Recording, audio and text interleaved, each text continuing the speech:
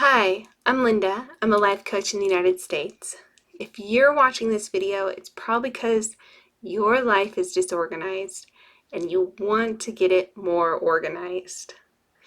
I'm going to go through some of the reasons for possible disorganization. I don't know your exact circumstances, but these are just some reasons why some people's lives might be disorganized. So let's get into it. One reason for disorganization is lacking a clear vision. If you don't know what you want to say yes and no to, you might say yes to everything or no to everything, or just stay in the middle of being indecisive. If you have a clear vision, then you know what aligns with the vision. You know what to say yes to and no to. So, for example, let's say mail, whether email or a pile of paper mail, you don't know whether or not you're going to need it if you don't have a clear vision. And then also, if the mail's piling up, then maybe it's not just a vision, but also a system in place for how you're going to process that mail.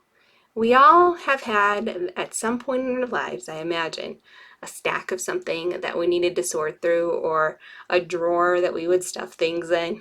I know I've had those. So if we don't have a clear vision, it's hard to sort out that pile or that drawer. Something to think about is if there's internal disorganization. Because if there's internal disorganization or conflict, it's probably going to show up then in the environment and outside of us as disorganization.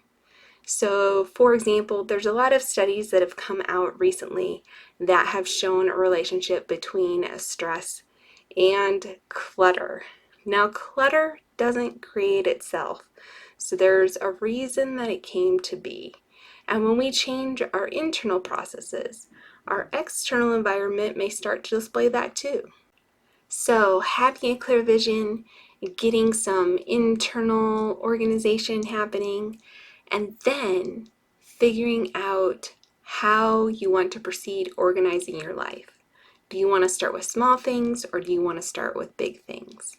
There's reasons to do either. With small things, you can kind of get momentum. You start getting those brain neurotransmitters reinforcing the behavior, and it might help that behavior slowly grow. Starting with the hard things, the things that are hard are probably hard because we don't do and practice them.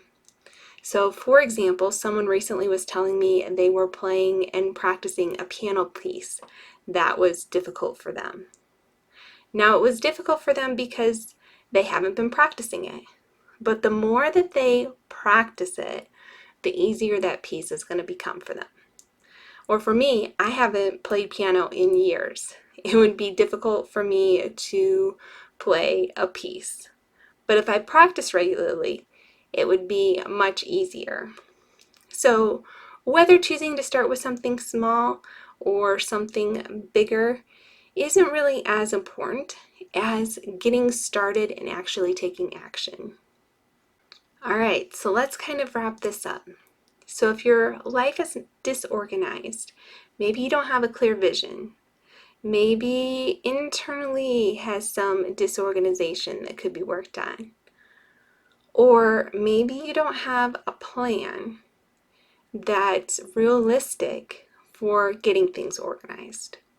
If you would like my help as a life coach to create a space to help you get your life more organized, I offer online sessions in most of the United States. To everyone, may you live well.